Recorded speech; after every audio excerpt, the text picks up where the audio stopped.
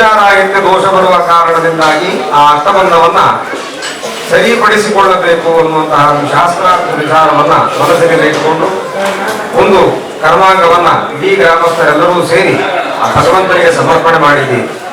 ವಿಶೇಷವಾಗಿ ಇಂತಹ ಸಂದರ್ಭಗಳಲ್ಲಿ ನಮ್ಮ ಗ್ರಾಮದ ಅಥವಾ ನಮ್ಮ ಈ ಪ್ರದೇಶದ ಒಳಿತನ್ನ ಪ್ರಾರ್ಥಿಸದೆ ಇಡೀ ಲೋಕಕ್ಕೆ ಒಳಿತಾಗಲಿ ಎನ್ನುವ ಉದ್ದೇಶವನ್ನು ಇಟ್ಟುಕೊಂಡು ಆ ಕರ್ಮಾಂಗವನ್ನು ನೆರವೇರಿಸಬೇಕು. ಹಾಗೆ ಆ ನಿನ್ನೆಯ ದಿವಸ ಪ್ರಥಮವಾಗಿ ಆ ದೇವನಾಂದಿ ಪುಣ್ಯಾಹವಾಚನದ ಸಂದರ್ಭದಲ್ಲಿ ಆ ಭಗವಂತನನ್ನ ಕುರಿತು ಒಂದು ಸಂಕಲ್ಪ ಮಾಡ್ತೇವೆ. ಇಂತಹ ಕರ್ಮಾಂಗವನ್ನು ನೆರವೇರಿಸುವಂತಹ ಸಂಕಲ್ಪ ಇಟ್ಟುಕೊಂಡು ಇಷ್ಟು ವಿಷಯಗಳನ್ನು ಒಳಗೊಂಡಂತಹ ಈ ಕರ್ಮಾಂಗವನ್ನ ಇಂದಿಷ್ಟು ಕಾಲದ ಪರ್ಯಂತವಾಗಿ ನಡೆಸ್ತೇವೆ ಎನ್ನುವಂತಹ ಸಂಕಲ್ಪ. ಅಂದ್ರೆ ನಿನ್ನೆಯ ದಿವಸ ಪ್ರಾತಃ ಬೆಳಿಗ್ಗೆ ಪುಣ್ಯಾಹನ ಗಣಪತಿ ಪೂಜೆ, ಪುಣ್ಯಾಹ, ನಾಂದಿ, ಹಾಗೆ ಅಷ್ಟಬಂಧ ಹೋಮ ಅಂದ್ರೆ ಶಕ್ತಿ ಹೋಮ ಅಂತ ಕರೀತಾರೆ. ಅಂತಹ ಶಕ್ತಿ ಹೋಮವನ್ನು ಸಂಪನ್ನಗೊಳಿಸಿಕೊಂಡು ಪರಿವಾರಗಳನ್ನೆಲ್ಲರನ್ನು ಅರ್ಚಿಸಿಕೊಂಡು ಆ ಭಗವಂತನನ್ನ ಪರಿವಾರ ಸಮೇತನಾದಂತಹ ಮಲ್ಲಿಕಾರ್ಜುನನಲ್ಲಿ ಪ್ರಾರ್ಥನೆ ಮಾಡುವಂಥದ್ದು. ಅಂದ್ರೆ ಸಂಜೆ ನಾವು ಅಷ್ಟೋತ್ತರ ಪರಿಕಲಶಗಳಿಂದ ಕೂಡಿದಂತಹ ಅಷ್ಟೋತ್ತರ ಪರಿಕಲಶಗಳು ಅಂತಂದ್ರೆ ಅದರಲ್ಲಿ 24 ದ್ರವ್ಯ ಕಲಶಗಳನ್ನ ಒಳಗೊಂಡಂತಹ ಮತ್ತೆ ಬಾಕಿ ಉಳಿದಂತಹ ಎಲ್ಲ ಕಲಶಗಳು ಅಂದ್ರೆ 108 ಒಟ್ಟು 108 ಪರಿಕಲಶಗಳಿಂದ ಕೂಡಿದಂತಹ ಬ್ರಹ್ಮಕುಂಭ 109 ಕಲಶಗಳನ್ನ ಅಭಿಷೇಕ ಮಾಡ್ತೇವೆ. ಅದಕ್ಕೋಸ್ಕರ ಬರುವಂತಹ ಎಲ್ಲ ವಿಘ್ನಗಳನ್ನ ದೂರೀಕರಣ ಮಾಡಿಬಿಟ್ಟು ಕ್ಷೇಮವನ್ನ ಹಿತೋಪದೇಶವಾದಂತಹ ಔನ್ನತ್ಯವನ್ನ ನಮ್ಮೆಲ್ಲರಿಗೂ ಕೊಡಬೇಕು ಅನ್ನೋ ಉದ್ದೇಶವನ್ನು ಇಟ್ಟುಕೊಂಡು ಆ 24 ದ್ರವ್ಯಗಳಿಂದ ಆ ಭಗವಂತನನ್ನ ಆವಾಹಿಸ್ತಾ ಇರ್ತೇವೆ. ಅಂದ್ರೆ ಖಂಡ ಕಲಶಗಳನ್ನ ಅಂದ್ರೆ 25 ಖಂಡಗಳನ್ನ ನಾವು ಆ ಕಲಶ ಕ್ಷೇತ್ರದಲ್ಲಿ ಮಾಡಿಕೊಳ್ತೇವೆ. ವಿಶೇಷವಾಗಿ ಹಾಲು, ಮೊಸರು, ಜೇನುತುಪ್ಪ, ತುಪ್ಪ ಈ 4 ಕಲಶಗಳು, ಹಾಗೆ ಮಧುರಸ ಅಂದ್ರೆ ಇಕ್ಷುರಸ ಅಂತ ಕಬ್ಬಿನ ಹಾಲಿನ ಕಲಶ, ಹಾಗೆ ರತ್ನಗಳಿಂದ ಕೂಡಿದಂತಹ ಕಲಶ, ಅಷ್ಟ ಗಂಧ ಅಂತ ಹೇಳ್ತೇವೆ. ಅದಕ್ಕೆ ವಿಶೇಷವಾಗಿ 4 ಬೇರುಗಳನ್ನೆಲ್ಲ ಹಾಕಿ ಔಷಧಿಯುಕ್ತವಾದಂತಹ ಗಂಧವನ್ನ ಕಲಶದಲ್ಲಿ ಹಾಕಿ ತುಂಬಿಸಿ ಅದಕ್ಕೊಂದು ದೇವರನ್ನ ಆವಾಹನೆ ಮಾಡ್ತೇವೆ. ಹಾಗೆ ಸಂಪದ್ಭರಿತವಾದ ಪ್ರಪಂಚವೆಲ್ಲವೂ ಕೂಡ ಸಂಪದ್ಭರಿತವಾಗಬೇಕು ಅನ್ನೋ ಉದ್ದೇಶವನ್ನು ಇಟ್ಟುಕೊಂಡು ಫಲ ಎಲ್ಲ ವಿಧವಾದಂತಹ ಹಣ್ಣುಗಳಿಂದ ಒಂದು ಕಲಶವನ್ನು ಮಾಡ್ತೇವೆ. ಪುಷ್ಪ ಹೇಗೆ ಇಡೀ ಪ್ರಪಂಚವು ಒಂದು ಹೂವಿನ ಗಿಡದ ಉಪಾಧಿಯಲ್ಲಿ ನೋಡಿದ್ರೆ ಹೂ ಬಿಟ್ಟಂತಹ ಗಿಡವನ್ನ ಎಲ್ಲಾ ಮನುಷ್ಯರು ಅಥವಾ ಎಲ್ಲಾ ಪ್ರಾಣಿ ಪಕ್ಷಿಗಳು ಕೂಡ ಆಸೆ ಪಡ್ತಾರೆ. ಅದು ಬಿಟ್ಟು ಸಾಮಾನ್ಯವಾಗಿ ಬೆಳೆಯುವಂತಹ ಗಿಡವನ್ನ ಯಾರೂ ಅಷ್ಟು ಗಮನಿಸಲಿಕ್ಕೆ ಹೋಗೋದಿಲ್ಲ. ಹಾಗೆ ಪ್ರಪಂಚ ಎಲ್ಲವೂ ಕೂಡ ಪರಸ್ಪರ ಸೌಹಾರ್ದಯುತವಾಗಿ ಜೀವನ ಮಾಡಬೇಕು ಅನ್ನೋ ಉದ್ದೇಶವನ್ನು ಇಟ್ಟುಕೊಂಡು ಒಳ್ಳೆಯದಾದಂತಹ ಹೂವುಗಳನ್ನು, ಅದಕ್ಕೆ ಒಂದೊಂದು ದೇವರಿಗೆ ಒಂದೊಂದು ತರಹದ ಹೂವುಗಳನ್ನು ಹೇಳ್ತಾರೆ. ರಂಜದ ಹೂವು, ನಂಜುಬಟ್ಲು ಹೂವು, 2 ತರದ ನಂಜುಬಟ್ಲು, ಹಾಗೆ ಕಮಲದ ಹೂವು, ಸಂಪಿಗೆ ಹೂವು, ಇದನ್ನೆಲ್ಲ ಸೇರಿಸಿ ಬಿಟ್ಟು ಒಂದು ಕಲಶವನ್ನು ಮಾಡ್ತಾರೆ. ಹೀಗೆ ವಿಶೇಷವಾಗಿ ಹಿರಣ್ಯ ಅಂದ್ರೆ ಸಂಪತ್ತು ಅಂತ ಎಲ್ಲರಿಗೂ ಕೂಡ ಪ್ರಪಂಚದಲ್ಲಿರುವ ಚರಾಚರ ಜೀವ ಜಗತ್ತಿಗೂ ಅವುಗಳಿಗೆ ಬೇಕಾದಂತಹ ಸಂಪತ್ತನ್ನ ಜೀವದಲ್ಲಿ ಚೈತನ್ಯ ಅಂತ ಕರೀತಾರೆ. ಆ ಜೀವದಲ್ಲಿ ಚೈತನ್ಯವನ್ನ ಉಂಟು ಮಾಡಲಿಕ್ಕೋಸ್ಕರ ಆ ಹಿರಣ್ಯ ಅಂದ್ರೆ ಚಿನ್ನದ ಒಂದು ಸಣ್ಣ ತುಣುಕನ್ನು ಹಾಕಿ ಅದನ್ನ ಕಲಶ ಮಾಡ್ತಾರೆ. ಆ ರೀತಿಯಾಗಿ ಒಳಗೊಂಡಂತಹ 25 ದ್ರವ್ಯ ಕಲಶಗಳು ಅಂತ ಹೇಳ್ತಾರೆ. ಅಂತಹ 25 ದ್ರವ್ಯ ಕಲಶಗಳಿಂದ ಕೂಡಿದಂತಹ ಬ್ರಹ್ಮ ಕಲಶವನ್ನು ಸ್ಥಾಪನೆ ಮಾಡಿ ನಾಳೆಯ ದಿವಸ ಅದಕ್ಕೆ ದೇವರಿಗೆ ಸಮರ್ಪಣೆ ಮಾಡಲಿಕ್ಕಿದ್ದೇವೆ. ಬರುವಂತಹ ಈ ಕರ್ಮಾಂಗಕ್ಕೆ ಬಂದೊದಗುವಂತಹ ಎಲ್ಲ ವಿಘ್ನಗಳನ್ನು ದೂರೀಕರಣ ಮಾಡಿಕೊಡುವಂತ ಹೇಳಿ ಆ ದೇವತಾ ಸಾನ್ನಿಧ್ಯದಲ್ಲಿ ಪ್ರಾರ್ಥನೆ ಇಟ್ಟು ದೇವನಾದಿಯನ್ನ ಸಂಪನ್ನಗೊಳಿಸಿಕೊಂಡು ಈ ಎಲ್ಲ ಕರ್ಮಾಂಗಗಳಿಗೆ ಶುದ್ಧಿ ಪ್ರಕ್ರಿಯೆಗಳು ಅಂತ ಕೆಲವೊಂದನ್ನು ನಡೆಸಬೇಕಾಗ್ತದೆ. ಇದರಲ್ಲಿ ಸ್ಪಷ್ಟ ಅಸ್ಪಷ್ಟ ಅನ್ನುವಂತಹ ಪ್ರಯೋಗ ಇಲ್ಲದೇ ಇದ್ರು ಆದರೂ ಒಂದಷ್ಟು ದೇವರಿಗೆ ಸಮರ್ಪಣೆ ಮಾಡಬೇಕಾದ್ರೆ ಈಗ ಒಂದು ಈ ವಿಷಯಗಳನ್ನು ನಾವು ಹೇಗೆ ತಿಳ್ಕೊಳ್ಬೇಕು ಅಂತಂದ್ರೆ ಡಾಕ್ಟರು ಆಪರೇಷನ್ ಮಾಡ್ತಾ ಇರಬೇಕಾದ್ರೆ ಕೈಗೆ ಗ್ಲೌಸ್ ಹಾಕೊಳ್ತಾರೆ. ಬರೀ ಕೈಯಲ್ಲಿ ಮುಟ್ಟಿದ್ರೆ ಅವರಿಗೇನು ತೊಂದರೆ ಆಗ್ತದೆ ಅಂತ ಅಲ್ಲ. ಆದ್ರೆ ಏನಾದ್ರೂ ಅಕಸ್ಮಾತ್ ನಮ್ಮ ಕೈಯಲ್ಲಿ ಇದ್ದಂತಹ ಕೀಟಾಣುಗಳು ದೇವರ ಒಳಗೆ ಸೇರ್ತಾವೆ ಅನ್ನೋ ಉದ್ದೇಶಕ್ಕೆ ಬಹಳ ಬಾರಿ ತೊಳೆದು ಗ್ಲೌಸ್ ಅನ್ನು ಹಾಕೊಂಡು ಆ ಕೆಲಸವನ್ನು ನಡೆಸ್ತಾರೆ. ಅದೇ ಉಪಾಧಿಯಲ್ಲಿ ಇಲ್ಲಿ ಮುಟ್ಟಬಾರದು, ಮಡಿ ಇತ್ಯಾದಿಗಳನ್ನ ಹೇಳ್ತೇವೆ. ಯಾಕೆ ಕೇಳಿದ್ರೆ ನಾವು ಕೆಲವೊಂದಷ್ಟು ಸಂಸ್ಕಾರಗಳನ್ನು ನಾವು ನಮಗೆ ಮಾಡಿಕೊಳ್ತೇವೆ. ಪ್ರಾಣಾಯಾಮ, ಹಾಗೆ ದೇವರನ್ನ ಧ್ಯಾನ ಮಾಡುವ ವಿಶೇಷವಾದಂತಹ ನ್ಯಾಸಗಳು, ಉಪವಾಸ ಈ ಇತ್ಯಾದಿ ವ್ರತಗಳನ್ನು ಇಟ್ಟುಕೊಂಡು ಆ ಕರ್ಮಾಂಗವನ್ನು ಶುದ್ಧಿ ಪ್ರಕ್ರಿಯೆಯನ್ನು ಒಳಗೊಂಡಿರ್ತೇವೆ. ಅದರಲ್ಲೂ ಕೂಡ ಪಂಚಗವ್ಯ ಅಂತ ಹೇಳ್ತೇವೆ. ಗೋಮೂತ್ರ, ಗೋಮಯ, ಹಾಲು, ಮೊಸರು, ತುಪ್ಪ ಈ 5ಗಳನ್ನು ಸೇರಿಸಿ ದರ್ಭೆಯ ನೀರನ್ನ ಅದಕ್ಕೆ ಸೇರಿಸಿ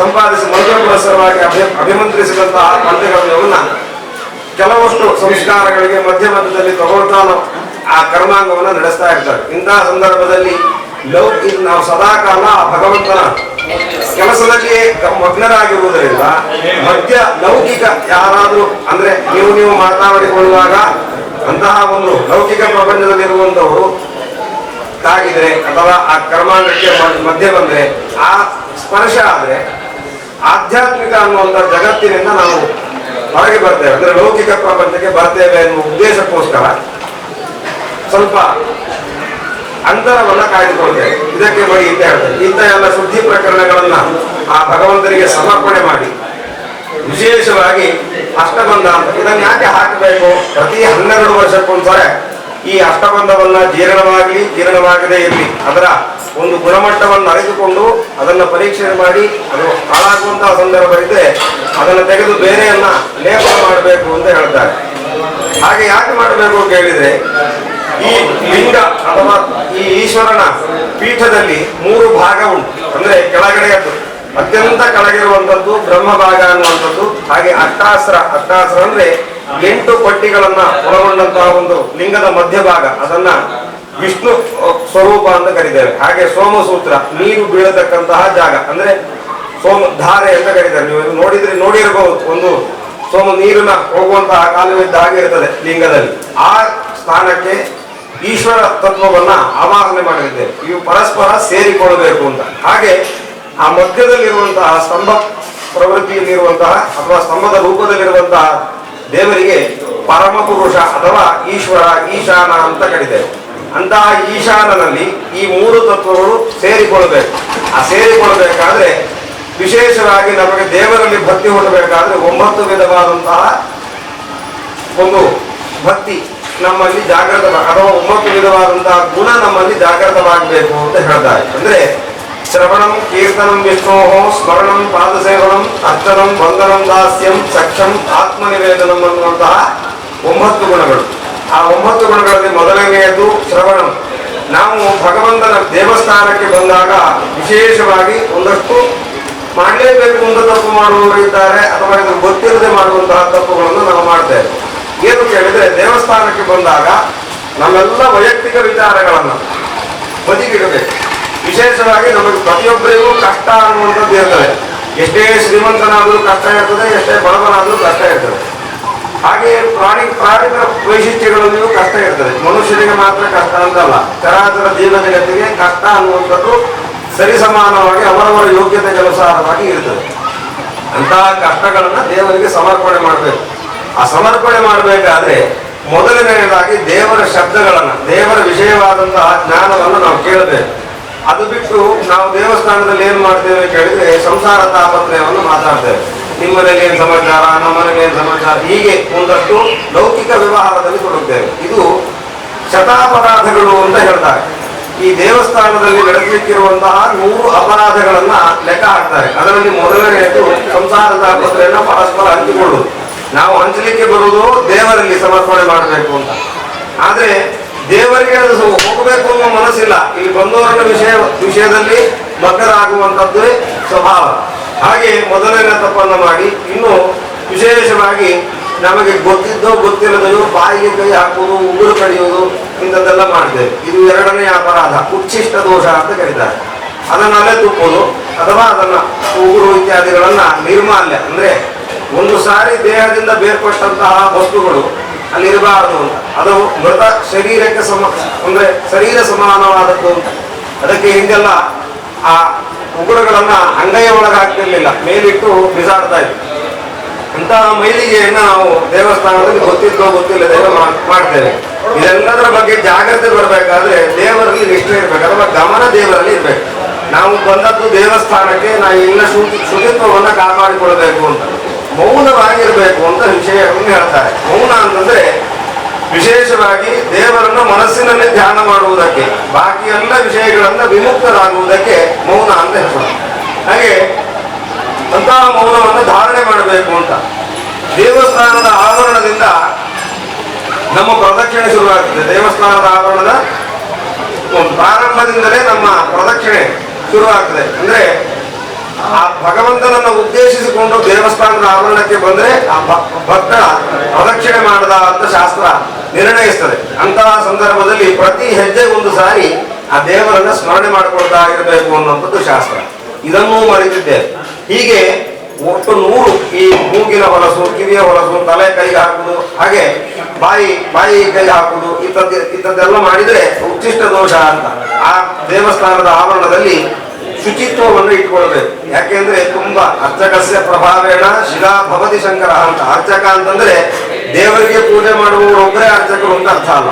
ಅಂದ್ರೆ ಆ ಭಗವಂತನನ್ನ ಉದ್ದೇಶ ಮಾಡಿಕೊಂಡು ಯಾರೆಲ್ಲ ಈ ಸಾನ್ನಿಧ್ಯದಲ್ಲಿ ಸದಾಕಾಲ ಭಗವಂತ ಇರಲಿ ಎನ್ನುವಂತಹ ಮನೋಭಾವನೆ ಇದೆಯೋ ಅವರೆಲ್ಲರೂ ಕೂಡ ಆ ಜಾಗದ ಬಗ್ಗೆ ಆ ಜಾಗದ ಮಹಿಮೆಯನ್ನ ತಿಳ್ಕೊಂಡು ಶುಚಿತ್ವವನ್ನ ಕಾಪಾಡಬೇಕು ಅಂತ. ಅಂತಹ ಎಲ್ಲ ಶುಚಿತ್ವವನ್ನ ಕಾಪಾಡಲಿಕ್ಕೋಸ್ಕರ ನಾವು ಮೌನವನ್ನು ಧರಿಸಬೇಕು. ಹಾಗೆ ಆ ದೇವತಾ ಸಾನ್ನಿಧ್ಯದಲ್ಲಿ ಶುಚಿತ್ವವನ್ನ ಕಾಪಾಡಿದ್ರೆ ಇಂಥದ್ದೆಲ್ಲ ಮಾಡದೆ, ಉಚ್ಚಿಷ್ಟ ದೋಷಗಳನ್ನು ಉಂಟು ಮಾಡದೆ, ಎಲ್ಲ ಎತ್ತುವನ್ನು ತಿಂದು ಬಿಸಾಡೋದು, ಉಗುಳುದು, ಎಲ್ಲಿ ಆಯ್ತು ಅಲ್ಲಿ ಒಂದು ಶಿಸ್ತು ಇದು ಇಲ್ಲದೆ ವರ್ತನೆ ಮಾಡುವುದು, ಈ ತರದ್ದೆಲ್ಲ ಬಿಟ್ಟು ಆ ಭಗವಂತನನ್ನು ಆರಾಧನೆ ಮಾಡಬೇಕು ಅಂತ ಶಾಸ್ತ್ರ ನಿರ್ಣಯ ಮಾಡಬೇಕು. ಅದೇ ಉಪಾಧಿಯಲ್ಲಿ ಈ ಎಲ್ಲ ದೋಷಗಳಿಂದ ಆ ಭಗವಂತನನ್ನ ಎಲ್ಲ ದೋಷಗಳು ಪ್ರತಿ 12 ವರ್ಷಕ್ಕೊಂದ್ಸರಿ ತುಂಬಾ ಆಗಿರ್ತದೆ ಅಂತ. ಹೇಗೆ ಬುಟ್ಟಿಗೆ ಒಂದೊಂದೇ ಚಮಚ ನೀರು ಹಾಕ್ತಾ ಇದ್ರೆ ತುಂಬಿ ಆಗ್ತದೋ ಹಾಗೆ 12 ವರ್ಷಕ್ಕೊಂದ್ಸಾರಿ ಆ ಗ್ರಾಮದ ಜನರಿಗೆ ಕರ್ತವ್ಯಭೂತವಾಗಿ ಆ ಅಷ್ಟಬಂಧ ಬ್ರಹ್ಮಕಲಶ ಇತ್ಯಾದಿಗಳನ್ನು ಮಾಡಬೇಕು ಅಂತ ಶಾಸ್ತ್ರಗಳಲ್ಲಿ ನಿರ್ಣಯ ಮಾಡ್ತಾರೆ. ವಿಶೇಷವಾಗಿ ಆ 3 ತತ್ವಗಳು ಆ ಲಿಂಗದಲ್ಲಿ ಐಕ್ಯವಾಗಬೇಕಾದ್ರೆ ಆ 9 ವಿಧವಾದಂತಹ ಭಕ್ತಿ. ಅದರಲ್ಲಿ ಮೊದಲನೆಯದು ಶ್ರವಣ ಭಗವಂತನನ್ನ ಸ್ಮರಿಸಿಕೊಳ್ಳಲಿಕ್ಕೋಸ್ಕರ ಆ ಭಗವಂತನ ಮಹಿಮೆಯನ್ನ ಸದಾ ಕೇಳ್ತಾ ಇರಬೇಕು ಅನ್ನುವಂಥದ್ದು ಶ್ರವಣದ ಭಕ್ತಿ. ಆದ್ರೆ ಶ್ರವಣಂ ಕೀರ್ತನಂ ವಿಷ್ಣು ಅಂತಂದ್ರೆ ಕೀರ್ತನೆ, ಇನ್ನೊಬ್ಬರಿಗೆ ತಲೆಮಾರಿ, ಈಗ ದೊಡ್ಡವರು ಸಣ್ಣವರಿಗೆ ಹೇಳಿಕೊಡುವುದು ಅಂತ. ಆ ರೀತಿಯಲ್ಲಿ ಉಪಾಸನೆ, ಎಲ್ಲರಿಗೂ ತಮಗೆ ಗೊತ್ತಿದ್ದಂತಹ ದೇವರ ವಿಷಯಗಳನ್ನ ಇನ್ನೊಬ್ಬರಿಗೆ ಹಂಚಿಕೊಳ್ಳುವುದಕ್ಕೆ ಕೀರ್ತನ ಅಂತ ಹೇಳ್ತೇವೆ. ಅಂತಹ ಕೀರ್ತನೆಯನ್ನ ಸದಾ ಕಾಲ ಮಾಡಬೇಕು ಅಂತ. ಕೀರ್ತನಂ ವಿಷ್ಣು ಸ್ಮರಣಂ ಪಾದ ಸೇವನಂ, ಮನಸ್ಸಿನಲ್ಲಿ ಅದನ್ನು ಸ್ಮೃತಿ ಗಟ್ಟಿ ಮಾಡಿಕೊಳ್ಬೇಕು. ಆ ಸ್ಮೃತಿಯನ್ನ ಇಟ್ಕೊಂಡು ನಾನು ಇಲ್ಲಿದ್ದೇನೆ ಎನ್ನುವಂತಹ ಚಿಂತನೆಯನ್ನು ನಡೆಸ್ತಾ ಆ ಭಗವಂತನ ಕೆಲಸವನ್ನ ಮಾಡಬೇಕು ಅಂತ. ನೀವೆಲ್ಲರೂ ಕೂಡ ಆ ಭಗವಂತನ ದೊಡ್ಡ ದೊಡ್ಡ ಈ ಶಿಲ್ಪಕಲಾ ಕೆತ್ತನೆಗಳಿರುವಂತಹ ದೇವಸ್ಥಾನಗಳಲ್ಲಿ ನೋಡಿರ್ತೀರಿ. ದೇವರ ಗರ್ಭಗುಡಿಯ ಎದುರು 2 ಜನ ನಿಂತಿರ್ತಾರೆ, ಗದೆ ಅಥವಾ ತ್ರಿಶೂಲ ಇತ್ಯಾದಿಗಳನ್ನು ಹಿಡ್ಕೊಂಡು ನಿಂತಿರ್ತಾರೆ. ಒಂದು ಕಾಲು ಎತ್ತಿರ್ತಾರೆ. ಆ ಕಾಲಿನ ಕೆಳಗಡೆ ಒಂದು ಆನೆ, ಆ ಆನೆ ಒಂದು ಹಾವಿನ ಬಾಯಿ ಒಳಗೆ ಇರ್ತದೆ. ವಿಶೇಷವಾಗಿ ಇದರಿಂದ ಏನು ನಾವು ತಿಳ್ಕೊಳ್ಬೇಕು ಅಂತಂದ್ರೆ ಆ ಕೆತ್ತನೆಯಿಂದ ನಮಗೊಂದು ಜ್ಞಾನವನ್ನ ಆ ಕಲಾವಿದ ಕೊಡ್ತಾನೆ. ಏನು ಕೇಳಿದ್ರೆ ಪ್ರಪಂಚದಲ್ಲಿ ಅತ್ಯಂತ ದೊಡ್ಡ ಜೀವ ಅಂದ್ರೆ ಆನೆ. ಅಂತಹ ಆನೆಯನ್ನ ಹಾವು ಹಿಡ್ಕೊಂಡಿದೆ ಅಂತ. ಹಾವು ಅಂದ್ರೆ ಕಾಲ ಅಂತ. ಅಷ್ಟು ದೊಡ್ಡ ಪ್ರಾಣಿಯನ್ನೇ ಅದು ಜಾಸ್ತಿ ದಿವಸ ಇಡ್ಲಿಕ್ಕೆ ಬಿಡುವುದಿಲ್ಲ. ಅಂದ್ರೆ ವಿಧಿ, ಸಾವು ಯಾವಾಗ ಬರ್ತದೆ ಎನ್ನುವಂಥದ್ದು ಯಾರಿಗೂ ಗೊತ್ತಿರೋದಿಲ್ಲ. ಅಂತಹ ಸಾವು ನಮ್ಮ ಕೈಯಲ್ಲಿ ಇರದೇ ಇರುವಂತಹ ವ್ಯವಸ್ಥೆ ಇದ್ದಾಗ ನಾವು ನಮ್ಮನ್ನ ದೊಡ್ಡವರು, ನಾವೊಂದು ತಿಳುವಳಿಕೆ ಇದ್ದವರು, ಅಥವಾ ನಮಗೊಂದು ಪ್ರೆಸ್ಟೀಜ್ ಇದೆ ಅಂತ ಹೇಳಿ ದೇವರ ಎದುರುಗಡೆ ಬರಬಾರದು ಅಂತ. ಅಂದ್ರೆ ಅಹಂಕಾರ ಭಾವನೆಯನ್ನು ಬಿಡಬೇಕು ಅನ್ನುವಂಥದ್ದನ್ನ ಆ ಆನೆ ನಮಗೆ ಹೇಳ್ಕೊಡ್ತದೆ. ಹಾಗೆ ಕಾಲದ ಸ್ವರೂಪವನ್ನ ನಾವು ತಿಳ್ಕೊಳ್ಳಿಕ್ಕೆ, ಕಾಲ ಅಂದ್ರೆ ಕಡೆಯ ಕ್ಷಣ, ಜೀವನದ ಕೊನೆ ಅಂತ ಅದನ್ನ ತಿಳ್ಕೊಳ್ಳಿಕ್ಕೋಸ್ಕರ ಆ ಹಾವು ನಮಗೆ ಆ ಆನೆಯನ್ನ ಕಚ್ಚಿಕೊಂಡಿದ್ರಿಂದ ನಮಗೆ ತಿಳಿತದೆ. ಆ ಹಾವಿನ ಮೇಲೆ ಆ ವ್ಯಕ್ತಿ ಅಥವಾ ನಿಂತಹ ಮೂರ್ತಿ ಕಾಲಿಟ್ಟಿರ್ತಾನೆ. ಅಂದ್ರೆ ಆ ಹಾವನ್ನು ಕೂಡ ಮೀರಿದವ ಒಬ್ಬನಿದ್ದಾನೆ ಅಂತ. ಅಂದ್ರೆ ಅವನು ಆ ದೇವರ ದ್ವಾರವನ್ನ ಕಾಯ್ತಾನೆ. ಅವನಿಗೆ ದ್ವಾರಪಾಲಕ ಅಂತ ಹೆಸರು. ಅಷ್ಟೆಲ್ಲ ದೊಡ್ಡ ವ್ಯವಸ್ಥೆಯಲ್ಲಿರುವ ಒಳಗಡೆ ಸಣ್ಣ ಮೂರ್ತಿ ಇಟ್ಟಿರ್ತಾರೆ. ಇದೆಲ್ಲ ವ್ಯವಸ್ಥೆಗಳನ್ನ ನೋಡಿ ನಾವು ಏನ್ ತಿಳ್ಕೊಳ್ಬೇಕು ಕೇಳಿದ್ರೆ, ಇಷ್ಟೆಲ್ಲ ದೊಡ್ಡದಕ್ಕೂ ದೊಡ್ಡದಾದಂತಹ ಶಕ್ತಿ ದೇವರ ಒಳಗಡೆ ಅಥವಾ ಆ ಗರ್ಭಗುಡಿಯ ಒಳಗಡೆ ಪ್ರತಿಷ್ಠಾಪನೆ ಮಾಡಲ್ಪಟ್ಟಿದೆ. ಅದನ್ನ ನಾವು ಎಷ್ಟು ಮಟ್ಟಿಗೆ ಗೌರವದಿಂದ ನೋಡಬೇಕು ಅನ್ನುವಂಥದ್ದು ವಿಷಯ. ಹಾಗೆ ಗೌರವದಿಂದ ನೋಡಬೇಕಾದ್ರೆ ನಮಗೆ ಅದರ ಸ್ಮೃತಿ ಎನ್ನುವಂಥದ್ದು ಇರಬೇಕು.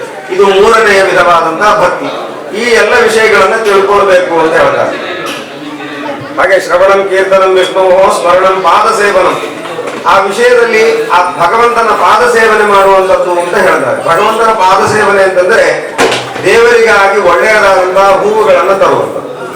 ದೇವರಿಗಾಗಿ ಹಣ್ಣುಗಳನ್ನು ಸಂಪಾದನೆ ಮಾಡುವಂತ, ನಿಮ್ಮಲ್ಲಿರುವಂತಹ ಯಥೋಚಿತ ಸತ್ಕಾರವನ್ನ ಭಗವಂತನಿಗೋಸ್ಕರ ಅಕ್ಕಿ ತಂದು ಕೊಡುವಂಥದ್ದು, ಹಾಗೆ ಇದ್ದದ್ದೆಲ್ಲ ಆ ಸೇವೆಗೋಸ್ಕರ ಅಣಿ ಮಾಡಿಕೊಡುವಂತಹ ಪ್ರಕ್ರಿಯೆ, ಇದನ್ನೆಲ್ಲ ಭಕ್ತರು ಕೂಡ ಮಾಡಬಹುದು.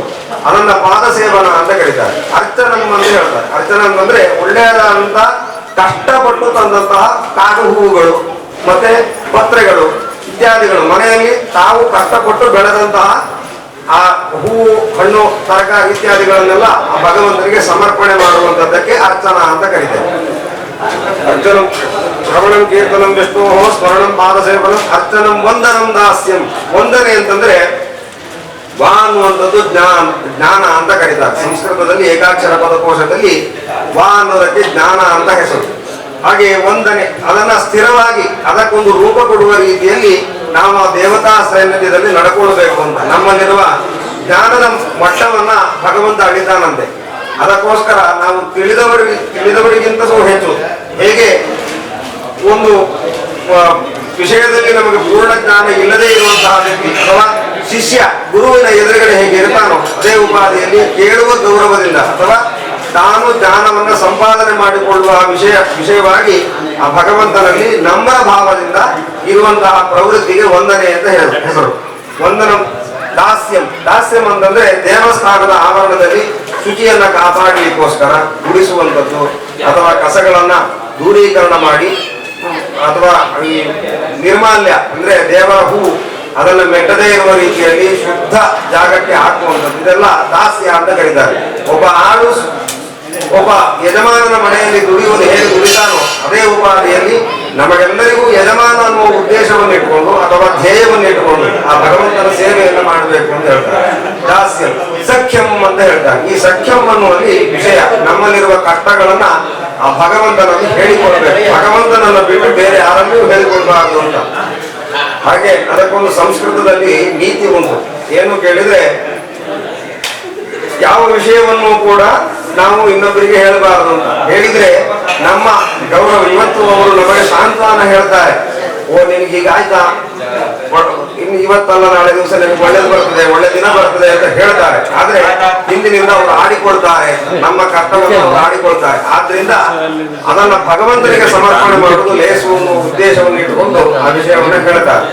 ಹಾಗೆ ಸಖ್ಯಂ ಈ ಎಲ್ಲ ಕಷ್ಟ ಸುಖಗಳನ್ನ ಭಗವಂತನಲ್ಲಿ ಸಮರ್ಪಣೆ ಮಾಡುವಂಥದ್ದು ಅಥವಾ ಹೇಳಿಕೊಳ್ಳುವಂತಹ ಪ್ರವೃತ್ತಿಗೆ ಸಖ್ಯ ಅಂದ್ರೆ ಸ್ನೇಹ ಭಾವದಿಂದ ಹೇಳಿಕೊಳ್ಳುವಂತಹ ಪ್ರವೃತ್ತಿ. ಹಾಗೆ ಆತ್ಮನಿವೇದನವಂತ, ಹಾಗೆ ನಮ್ಮನ್ನು ನಾವು ಸಮರ್ಪಣೆ ಮಾಡಿಕೊಳ್ಳುವಂಥದ್ದು. ನಮ್ಮನ್ನು ನಾವು ಸಮರ್ಪಣೆ ಮಾಡಿಕೊಳ್ಳುವುದು ಅಂತಂದ್ರೆ ಬೇರೆ ಯಾವ ಆಲೋಚನೆಗಳಿಲ್ಲದೆ ನಮ್ಮಲ್ಲಿರುವಂತಹ ಎಲ್ಲ ನಮಗೇನು ದೇವರ ಸೇವೆ ಮಾಡಬೇಕು ಅಂತ ತೋರುತ್ತದೋ ಅದನ್ನ ಆ ಭಗವತ್ ಸಾನ್ನಿಧ್ಯದಲ್ಲಿ ಮಾಡುವಂಥದ್ದು. ಅಂದ್ರೆ ದೇವಸ್ಥಾನದ ದ್ರವ್ಯ ಆಗಿರಬಾರ್ದು, ತಾನು ಸಂಪಾದನೆ ಮಾಡಿದ್ದಾಗಿರಬೇಕು. ಅದನ್ನ ದೇವರಿಗೆ ಸಮರ್ಪಣೆ ಮಾಡುವಂತಹ ಬುದ್ಧಿಯನ್ನ ಅಥವಾ ಮನಸ್ಸಿನಲ್ಲಿ ಧಾರಣೆಯನ್ನು ಇಟ್ಟುಕೊಂಡು ಆ ಕರ್ಮಾಂಗವನ್ನು ನೆರವೇರಿಸಿದ್ರೆ ಅದಕ್ಕೆ ಆತ್ಮನಿವೇದನ ಅಂತ ಹೇಳ್ತಾರೆ.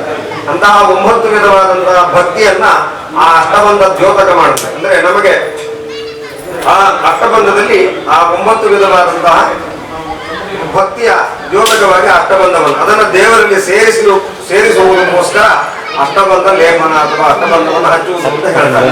ಅದು ಹಾಳಾಗಬಾರದು ಅಂತಂದ್ರೆ ಯಾಕೆ ಹೇಳ್ತಾರೆ ಕೇಳಿದ್ರೆ ಭಗವಂತನ ಮತ್ತೆ ನಮ್ಮ ಸಂಬಂಧ ದೂರ ಆಗ್ಬಿಡ್ತದೆ. ಅದಕ್ಕೋಸ್ಕರ ಅದು ಹಾಳಾಗಬಾರದು, ಅದು ಶುದ್ಧವಾಗಿರ್ಬೇಕು ಅನ್ನೋ ಉದ್ದೇಶದಿಂದ ಅಷ್ಟಬಂಧವನ್ನು ಲೇಪನ ಮಾಡಿಕೊಳ್ಬೇಕು ಅಂತ. ಯಾವಾಗಲೇ ಹಾಳಾದ್ರು ಅದನ್ನ ದಿವಸಗಳನ್ನು ನೋಡದೆ ಅಥವಾ ಮುಹೂರ್ತಗಳನ್ನು ಲೆಕ್ಕಾಚಾರ ಮಾಡದೆ ತತ್ಸಂದರ್ಭದಲ್ಲಿ ಆ ಕ್ಷಣದಲ್ಲಿ ಅದನ್ನ ಸರಿ ಮಾಡಿಕೊಳ್ಳಬೇಕು ಅನ್ನುವಂಥದ್ದು ಶಾಸ್ತ್ರಕಾರನ ನಿರ್ಣಯ. ಆದ್ರೆ ಅಷ್ಟು ಪಕ್ಕದ ಕೆಲಸ ಮಾಡಲಿಕ್ಕೆ ಆಗುದಿಲ್ಲ. ಅದಕ್ಕೆ ಅಷ್ಟಬಂಧ ರೆಡಿ ಮಾಡಿಕೊಳ್ಬೇಕು, ಅದಕ್ಕೊಂದು ದಿನ ಅಂತ ನಾವು ಘೋಷಣೆ ಮಾಡ್ಕೊಳ್ಬೇಕು. ಅದಕ್ಕೆ ಒಬ್ಬರೇ ಆಗುದಿಲ್ಲ, ಇಡೀ ಗ್ರಾಮಸ್ಥರೆಲ್ಲರೂ ಸೇರಬೇಕು.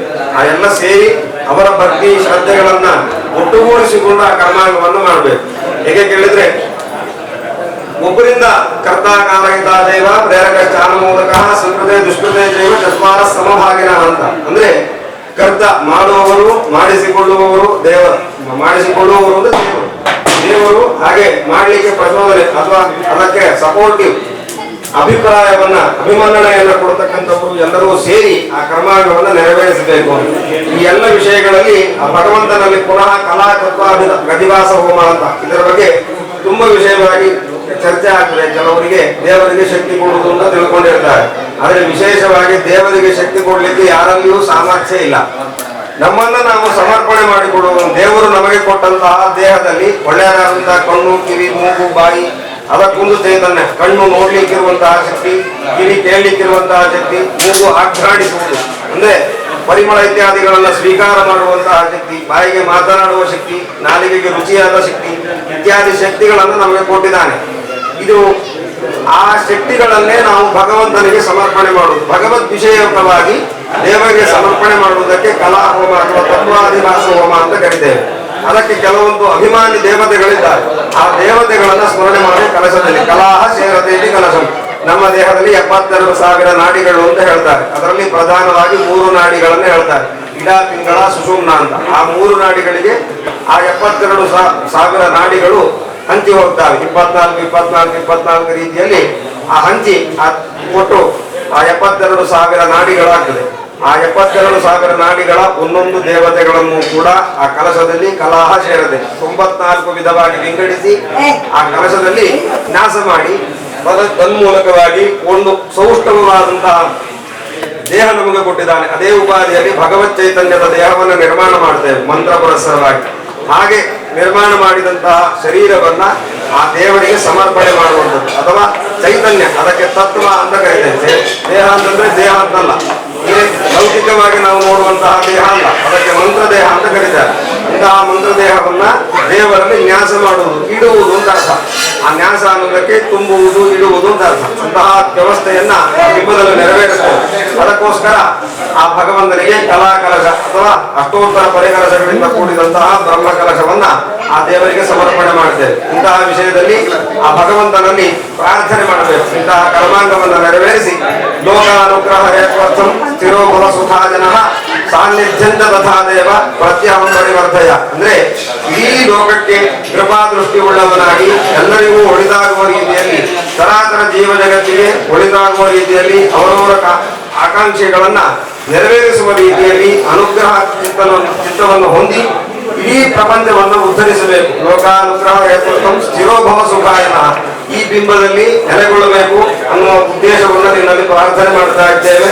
ಹಾಗೆ ಎಲ್ಲಿಯವರೆಗೆ ಸೂರ್ಯ ಚಂದ್ರರಿರ್ತಾರೋ, ಎಲ್ಲಿಯವರೆಗೆ ಈ ಭೂಮಿ ಸ್ಥಿರವಾಗಿರ್ತದೋ ಅಲ್ಲಿಯವರೆಗೂ ಕೂಡ ಆ ಭಗವತ್ ತತ್ವ ಅಥವಾ ಭಗವತ್ ಚೈತನ್ಯ ಅನ್ನುವಂಥದ್ದು ನಾವು ಆರಾಧನೆ ಮಾಡಲಿಕ್ಕೆ ಪ್ರತಿಷ್ಠಾಪನೆ ಮಾಡಿಕೊಂಡಿರುವ ಈ ಬಿಂಬದಲ್ಲಿ ನೆಲೆಗೊಂಡು ಇಡೀ ಪ್ರಪಂಚಕ್ಕೆ ಒಳ್ಳೆಯದನ್ನು ಮಾಡಬೇಕು. ಹಾಗೆ ಯಾರು ಬಂದಿದ್ದಾರೋ, ಯಾರು ಬರಲಿಕ್ಕಿದ್ದಾರೋ, ಯಾರು ಬರದೆ ದೂರದಲ್ಲಿ ಪ್ರಾರ್ಥನೆ ಮಾಡ್ತಾರೋ ಆ ಎಲ್ಲ ಭಕ್ತರಿಗೂ ಕೂಡ ಉತ್ತರೋತ್ತರ ಶ್ರೇಯಸ್ಸಾಗುವ ರೀತಿಯಲ್ಲಿ ಅನುಗ್ರಹ ಮಾಡಲಿ.